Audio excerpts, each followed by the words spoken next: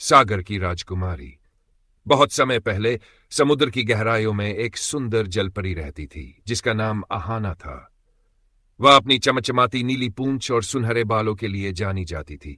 उसका मन बहुत कोमल था और वह हमेशा मानव दुनिया के बारे में जानने के लिए उत्सुक रहती थी। अहाना की मां समुद्र देवी थी जो सागर पर शासन करती थी।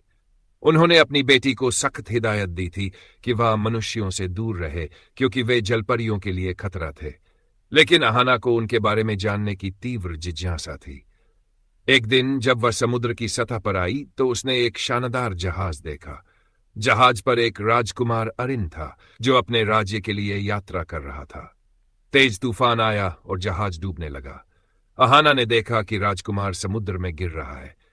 बिना कुछ सोचे उसने उसे बचाने का फैसला किया। दूसरा भाग, बचाव और प्रेम का जन्म। अहाना ने राजकुमार को पकड़कर किनारे पर पहुंचाया और उसे बेहोश अवस्था में छोड़ दिया। जब राजकुमार को होश आया तो उसने अपनी जान बचाने वाली लड़की की झलक भर देखी थी, लेकिन वह पहचान नहीं सका कि वह एक जलपरी थी। अहाना ने मनुष्यों की दुनिया को और करीब से देखने का फैसला किया।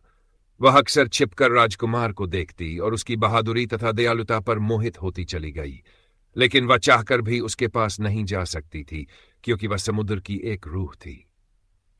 तीसरा भाग, जादूगरनी का सौदा। अहाना ने अपनी मां के आदेशों की परवाह न करते हुए समुद्र की काली जादूगरनी माया से मदद मांगी। माया ने उसे एक प्रस्ताव दिया।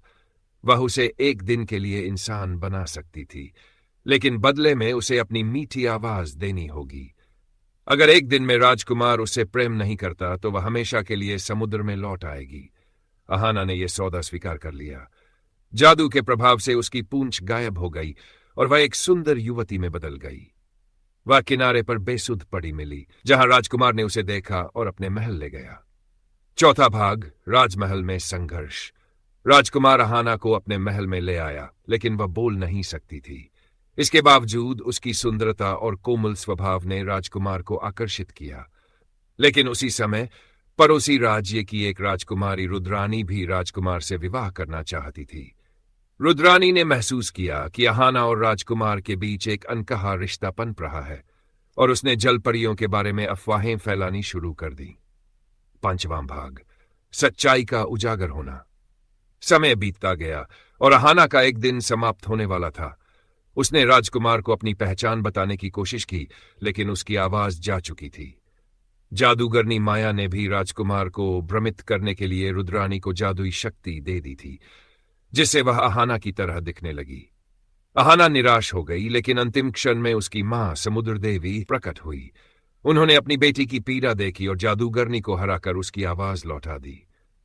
छठा भाग, सुखद अंत। राजकुमार ने जैसे ही अहाना की सच्चाई सुनी, उसने अपना फैसला सुना दिया। वह केवल अहाना से प्रेम करता था।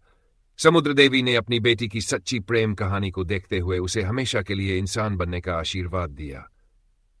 राजकुमार और अहाना का विवाह हुआ और उन्होंने अपने राज्य में खुशी खुशी शासन किया। अहाना ने इंसान बनकर भी अपने समुद्री राज्य को नहीं भुलाया और उसे हमेशा बचाने का वचन दिया। शिक्षा, ये कहानी हमें सिखाती है कि सच्चा प्रेम हर बाधा को पार कर सकता है और सच्चाई की हमेशा जीत होती है।